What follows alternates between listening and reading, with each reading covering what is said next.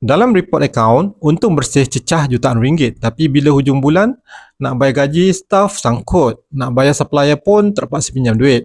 Macam mana bisnes untung juta-juta boleh masuk gaung dan bankrupt? Okay. Dengar sini, ramai founder jatuh tersungkur sebab percaya satu mitos paling bahaya. Iaitu diorang ingat untung tu maksudnya duit dah ada dalam tangan.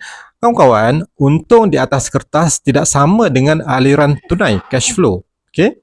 Okay. Biar saya terangkan beza kritikal dua benda ni. Keuntungan atau profit adalah sekadar rekod jualan tolak kos. Anda jual barang 100,000, untung 40,000, catat dalam buku. Tapi aliran tunai atau cash flow adalah duit fizikal yang betul-betul masuk dan ada dalam akaun bank korang hari ini. So, habis tu pergi mana duit untung tu? Jawapannya tersangkut pada penghutang. Korang seronok close sale besar-besar tapi pelanggan hutang 30 hari, 60 hari, 90 hari.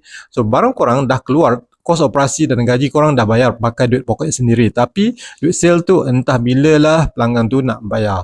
Okay, keuntungan tu macam makanan, penting untuk membesar. Tapi aliran tunai tu macam darah. Anda boleh hidup tanpa makanan beberapa hari, tapi kalau badan anda kering darah hari ini juga anda akan meninggal lah. Okay, sama macam bisnes, kalau tak ada duit tunai, nak pusing, bisnes automatik akan lumpuh.